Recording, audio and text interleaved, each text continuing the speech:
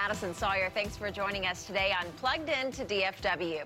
Now, at times in our life, we can be our own worst enemy, derailing ourselves with self-doubt and insecurity. But my guest this morning will tell you that with the right tools and self-reflection, which can be hard, we can often find the best version of ourselves.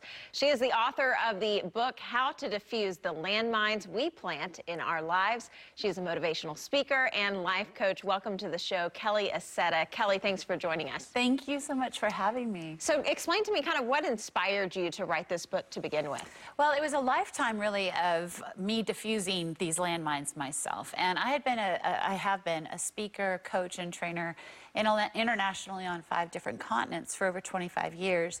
And I realized that we women really struggled with the same garbage and, things that just robbed our day of joy. And so I decided I really wanted to write this book to help women navigate these challenges and eradicate these landmines from their daily lives. And so tell us what the landmines are. That's part of the title of the book, and you mentioned it throughout. What are landmines? Well, and again, it's not all women struggle with these things, but many women that I have coached and trained, it's things like insecurity, bitterness and unforgiveness, mommy guilt, gossiping, victim mentality. There's just, all these things that we put in our life that don't need to be there. So what brought you to being a life coach? I mean, have you always had it together to where you could provide inspiration to others, or what made you get to that point in your life where you thought advice is something that I now know something about?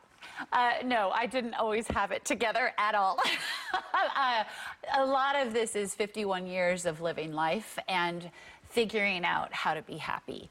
And working and coaching women for 25 plus years, you start to see a pattern. And so when I started seeing these patterns, I really was excited to help women get out of the same, when they got stuck with something that I was stuck with. I really am passionate about helping women get unstuck so they can really experience joy. So what would you say one of those patterns that you saw in that 20-something years of practice were that many women struggle with?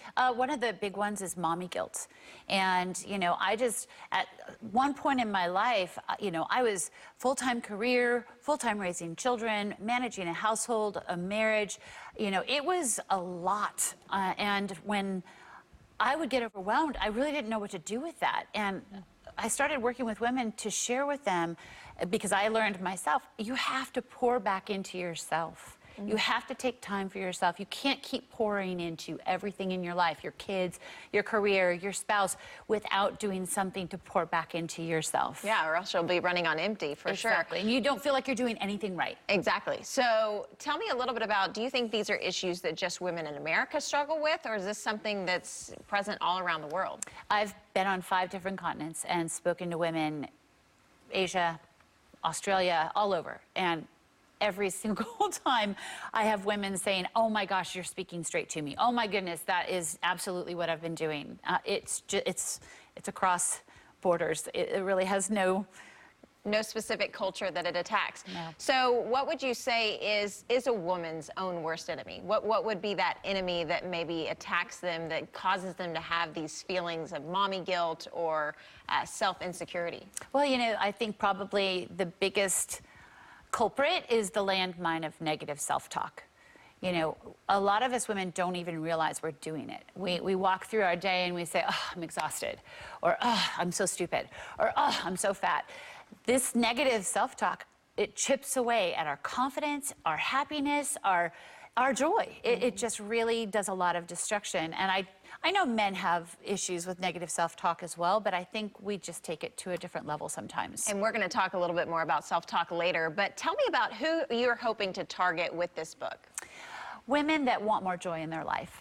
Women that realize that life is too short and, they don't need to get, I know I did, get hyper sensitive of comparing myself to other people and or trying to become this stereotypical perfect mom or perfect wife. And again, life's just too short, and I want to just give women permission to be themselves and be happy with that. And that's definitely something that we can all learn a little bit about, is just being content every now and then. Well, it is time for our first break, but when we come back, we'll delve more into the book coming up. Plus, we'll discuss how insecurity and having a victim mentality can actually keep you from having the life that you want. We'd like to hear from you as well. If you've got a community issue or concern, you can send us an email. Our address is pluggedintodfw@cbs.com. We'll do our best to address your items every week. Welcome back. We've been talking about the book, How to Defuse the Landmines We Plant in Our Lives, with local author and motivational speaker Kelly Accetta. So first of all, you describe yourself as a truth coach. What do you mean by that? Well, you know, let's just be honest. The easiest person to lie to is ourselves. Yeah, that's true. And again, it's only because I had to own up to that fact that I can now call out other women on this. And, you know, we have our truths. We have our truths about our physical being, our finances, our marriage. It doesn't mean that that's actually truth. One of the lies I told myself forever was that ever since I had children, my metabolism went south for the winter, has never come back. And that was a lie. It was just, it gave me an out to keep eating the way I was eating and prioritizing everything else other than working out. And, you know, again, if you want a coach in your life, if you go to a gym and hire a personal trainer, if they're not tough on you, what good are they? Yeah. And so as a truth coach, I'm going to be real blunt, real honest, not sugarcoat things, and call out the lies that you're telling yourself, just like I had to call them out on myself. So what do you think that moment was for you when you did call out the truth in your own life and start speaking truth to yourself? It was when I realized that the line of garbage I was feeding myself, in order to combat my mommy guilt landmine, I started doing something for myself. I got involved back with a dance class. I had danced my whole life. I love it. It's a passion of mine. And wow, did I come home happier. I came home a better mom, a better wife, because I hugged more, I laughed more, I had poured into myself. And 2-3 months down the road, all of a sudden I started losing weight. I started getting into that shape, and I started realizing that, wow, I have just bought my own line of garbage. All these years, it was not true. And I'm 30 pounds lighter and healthier at 51 than I was at 31. Wow. So. And you're doing something that you're loving. Yes. It's back to a passion of yours. So you talk a little bit in your book about you either choose to be the victim or the victor in your life. What is the process of making that choice in a woman's life? First of all, recognizing that sometimes we do play the victim. And again, all these landmines apply to different women. Some women have never played the victim. Others, it's a habit. It just becomes a habit. And one of the things I share within the book, one of the strategies to break the habit, and again, I don't share any of this with women for them to further beat up on themselves about where they're at. I share all of this to help grow and move out of that place. So the first key to diffusing the victim mentality landmine is realizing when you're doing it, when you're playing the victim. And a great way to do that is to ask somebody in your life to call you out on it. To sort of be your truth coach for that landmine. Find somebody you can trust who's not dealing with their own issues. And, you know, when you say something where you're playing the victim, oh, this always happens to me, or, oh, I have no luck. These are all statements that have victim written all over them. And so having someone, a good girlfriend or a spouse, to call you out and say, hey, don't play the victim, you're better than that. You do have the ability to have a great day, or, you know, just kind of move you into a different direction. You'll find yourself doing it a lot less. And it helps to kind of wake you up from that moment, for sure. Absolutely. So in the book, you talk about being a rape survivor. What has that situation brought to you and helped you bring to the women that you now meet with? Well, it's something that we've, unfortunately, so many women have dealt with, a sexual assault of some sort. And, you know, it brings a different level of compassion. And, you know, when you're going through and processing something like that, you don't ever see how on earth it could ever be a positive in your life. But the lessons that walking through that all the way to 51 years old have taught me are priceless. How do you think it helps you to listen to women who may tell stories that have similar storylines to yours? It really helped me understand that no one can understand someone else's pain. And so many times when women are sharing their pain with each other, if we don't understand that pain, we try and just dismiss it. Oh, well, at least you didn't, you know, get injured. Or, oh, well, at least. It really taught me to listen and be compassionate and don't try to find the silver lining on everything, because that dismisses another woman's pain. We kind of live in the era of the Me Too movement. Do you think that today's culture allows for women to speak more freely about past sexual assaults? I believe it absolutely does. And I'm happy about that, because, you know, if something has happened to, you know, someone, one of the things that I didn't realize was that sharing what happened to me freed me of it. When I first put it in the book, I hadn't told anyone my entire life. Didn't tell my mother, and that's not healthy. It kept creating this cycle of shame and self-abuse, and it just didn't need to be there. If I had just shared my heart with somebody that I trusted, I could have avoided a lot of that. Now, it's said that 1 in 3 women will experience some sort of sexual assault in their lifetime. What would your message be if someone out there is watching this morning saying, wait, that number is me? What would you say to them? I would say, first of all, tell someone. Tell someone. You know, getting it off your chest and getting it out into the light. When I wrote what happened to me in this book, that was the first time I had actually told anybody, and now I was going to tell the world. And it was freeing to finally be rid of it. And then also, I really encourage, find a way to forgive, because holding on to any past hurts doesn't hurt the person who hurt us. It just continually hurts us. And thankfully, I was able to forgive my attacker probably my late 20s. I went to a service at my church, and they talked about forgiveness, and I really did. I let it go, and I forgave, and it really gave me a lot of freedom. But it wasn't until I was going through my divorce and I was going through counseling that I realized, after all those years, I had never forgiven myself for the bad decisions that I had made. And that point was when you were able to free yourself of the guilt associated with that, even though it wasn't your fault. Exactly. Good to know. Right now, we're going to take another break, but when we come back, we'll have more from Kelly in just a minute. And coming up, more landmines in your life, how to spot them and then overcome them. Please stay with us. Welcome back. We've been talking about ways to overcome the struggles and the obstacles that we face in our day-to-day lives. There are very many of them. This morning, our guest is Kelly Accetta. Now, you've authored a book about landmines. What would you say one of the kind of things that all women struggle with? In the book, you mentioned being emotional. How does that play a role in how women are perceived or how we're able to carry ourselves? And again, I just want to make sure, you know, it's not all women. I put these landmines out there because some women struggle with this, some women struggle with that. All of these in here, all of them I struggled with. And so I could speak to every single one of those landmines. And over-emotional was a big one for me. In my early 20s, mid-20s, almost into my early 30s, whenever I experienced high emotion, whether it was frustration or anger or sadness, I would start to cry. I would feel the tears welling up. And when I got into the business world, that didn't serve me. When I was in a board meeting and I was, you know, in the middle of this war going on between, you know, different departments, and people were not being kind or nice, and all of a sudden I started feeling the tears start to well up. When I got back from that meeting, I said, you know, I need to get this under control.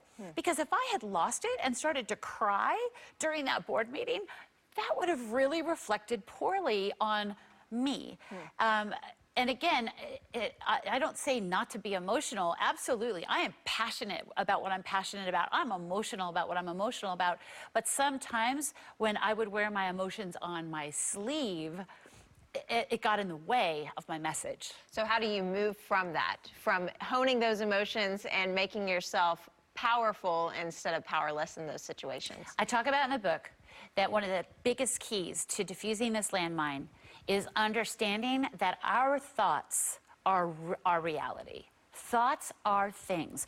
Thoughts are our reality. So if we're in a meeting and we're wondering if we have what it takes, or we're feeling any insecurity whatsoever, and someone attacks us, we are just wide open for our emotions to take over. So when we walk into an arena, whatever it be, a classroom full of kids, or if you're a stay-at-home mom, or a boardroom, we've got to walk in knowing who we are, knowing our strengths, and knowing that we are everything we need to be for that day and for that moment, and not let other people's words affect our emotions. So those action steps, if you were to sum it up, what would it be?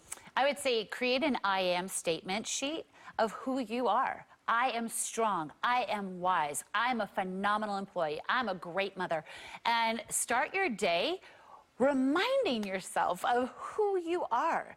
And don't let negative self-talk get in the way and create a state of emotions where people can just jerk you around by your emotions all day. What would you say the key is to portraying yourself and believing yourself that you are a strong person, capable in those situations where maybe you do feel your emotions kind of creeping up on you? I love that question. When I was younger and I didn't have a grasp on this, I heard this great expression, fake it till you make it. And I have a friend of mine who said something even better, faith it till you make it. And so I would remind myself of that strong, confident woman in my life, a mentor that I had, that I would just picture her, and I would try and just sort of take on her persona, and when I was reading my I am statements for the day, sort of gain her confidence as opposed to mine. And all of a sudden throughout the day, I realized, wow, I'm running on my confidence, not hers. That's very good. So one of the other issues that you mentioned is not only do you have to be strong and confident, but you also have to be a little bit grateful and thankful sometimes. How important are those qualities?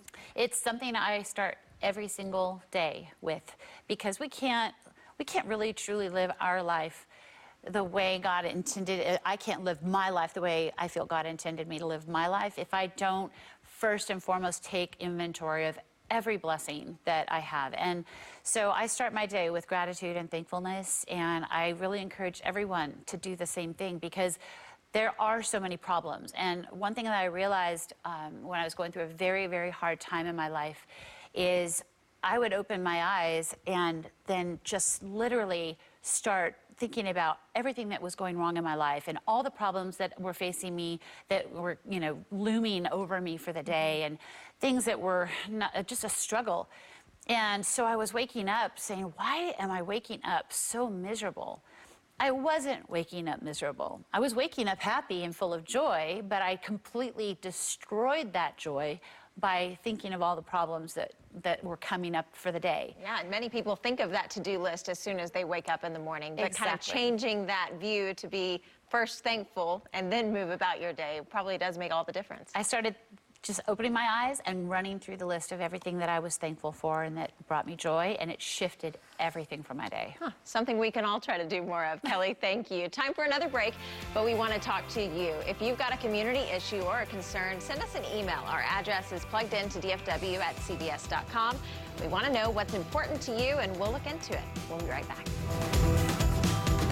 Welcome back. We've been talking about being our best selves this morning by diffusing the landmines that we plant in our own lives with my guest and author and motivational speaker, Kelly Accetta.